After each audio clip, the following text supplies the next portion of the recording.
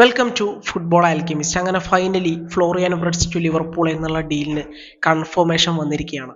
എല്ലാ ജേർണലിസ്റ്റുകളും ഈ കാര്യം റിപ്പോർട്ട് ചെയ്തിട്ടുണ്ട്. ഫീ എത്രയെന്ന് പുറത്തു വന്നിട്ടില്ല, പക്ഷെ ബാക്കിയുള്ള കാര്യങ്ങളെല്ലാം കൺഫേം ആയിട്ടുണ്ട് എന്നാണ് നിലവിലുള്ള വാർത്തകൾ സൂചിപ്പിക്കുന്നത്. സോ ഇതൊരു ബിഗ് ഡീലാണ്. അപ്പോൾ ഈ ഒരു സാഗ എന്ന് പറയുമ്പം അത്യാവശ്യം രസമുള്ള ഒരു സാഗയായിരുന്നു. ഫ്ലോറിയൻ വിർട്സ് ടു ബയേൺ എന്നാണ് നമ്മൾ തുടക്കം മുതലേ കേട്ടിട്ടുണ്ടായിരുന്നത്. ബയേണുമായിട്ടുള്ള ടോക്ക് എല്ലാ തരത്തിലും അഡ്വാൻസ്ഡ് സ്റ്റേജുകളിലേക്ക് എത്തിയതായിരുന്നു. അവിടെയാണ് മാഞ്ചസ്റ്റർ സിറ്റി ആ ഡീലിലേക്ക് എൻ്റർ ആവുന്നത്. അവർ 130+ കൊടുക്കാനൊക്കെ തയ്യാറാണെന്ന് പറയുന്നു. പക്ഷെ ഫൈനലി സിറ്റി ഇത് ഭയങ്കര എക്സ്പെൻസീവ് ആണെന്ന് പറഞ്ഞിട്ട് പിൻവാങ്ങുകയാണ് ചെയ്തിട്ടുള്ളത്.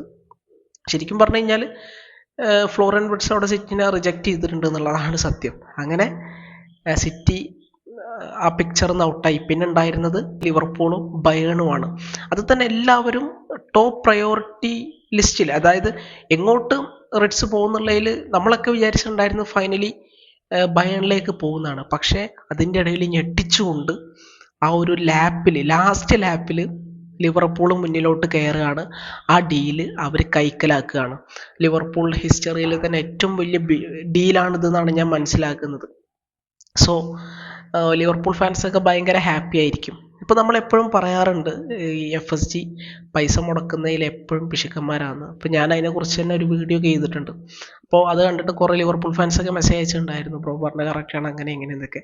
അങ്ങനെ വീഡിയോൻ്റെ ഇമ്പാക്റ്റ് വന്നു. അങ്ങനെ FSG വരെ കാശ് വീശി എറിയാൻ തുടങ്ങി.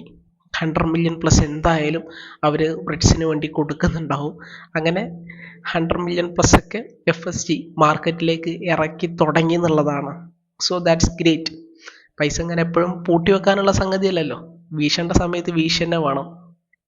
ഫൈനലി അത് അവർ ചെയ്തു എന്നുള്ളതാണ്. സോ ഒരു ബിഗ് ഡീല്.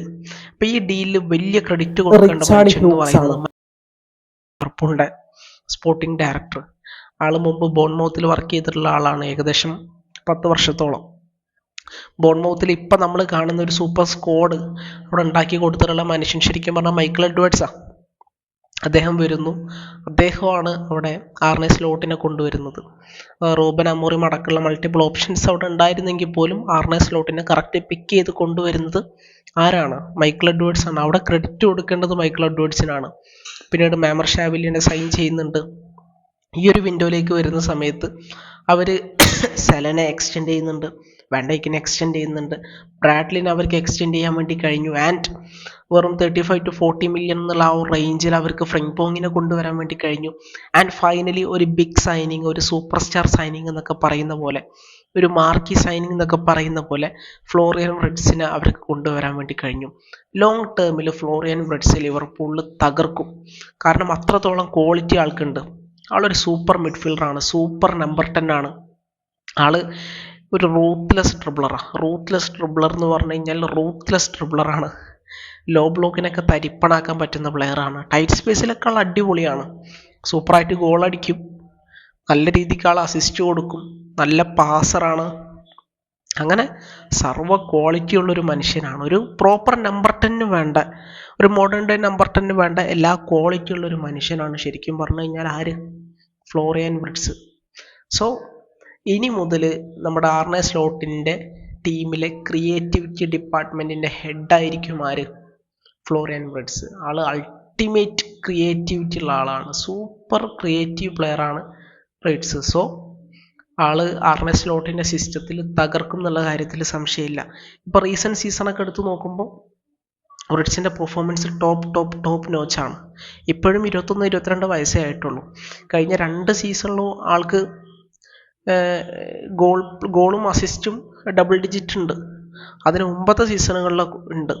ഇതിൻ്റെ ഇടയിൽ ഒരു സീസൺ ആൾക്ക് ACL ഇഞ്ചുറി കാരണം നഷ്ടപ്പെടുന്നുണ്ട്. അതിനുശേഷം ആ ഒരു ACL ഇഞ്ചുറിക്ക് ശേഷം ആൾ ഗംഭീര തിരിച്ചുവരവാണ് ലെവർകൂസനിൽ നടത്തിയത്. അടിപൊളി പെർഫോമൻസ് ആണ് എല്ലാ സീസണിലും പുറത്തെടുത്തിട്ടുള്ളത്. ആൻഡ് ഫൈനലി ആള് ലിവർപൂളിലേക്ക് എത്തുകയാണ്. സോ പ്രീമിയർ ലീഗിന് മറ്റൊരു വജ്രത്തിനെ കൂടെ കിട്ടിയതെന്ന് ഞാൻ പറയുള്ളൂ. പ്രോപ്പർ പ്രീമിയർ ലീഗിൽ നമ്മളെ കുറേ എൻ്റർടൈൻ ചെയ്യിപ്പിക്കാൻ പറ്റുന്ന അത്രത്തോളം കേപ്പബിൾ ആയിട്ടുള്ള ഒരു മനുഷ്യനാണ് Florian Wirtz. So credits to FSG, Richard Hughes.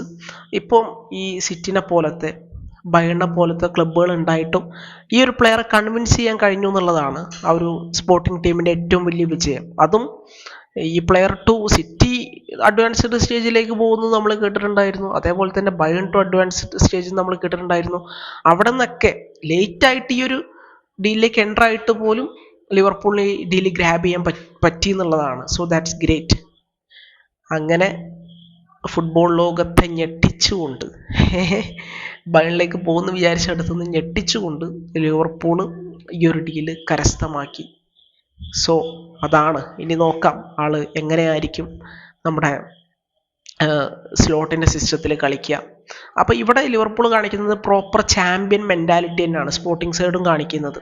Our premier league അടിച്ചു, ഉടനെ തന്നെ അടുത്ത പ്രീമിയർ ലീഗ് അടിക്കാൻ എന്തൊക്കെ വേണം അതിനവർ ഫ്രിംഗ്പോങ്ങിനെ കൊണ്ടുവന്നു, ഇപ്പോൾ അവർ ബ്രിഡ്ജിനെ കൊണ്ടുവന്നു, ഇനി അവർ സെൻട്രൽ ബാക്കിനെയൊക്കെ കൊണ്ടുവരേണ്ടതായിട്ടുള്ള ആവശ്യം അവർക്കുണ്ട്.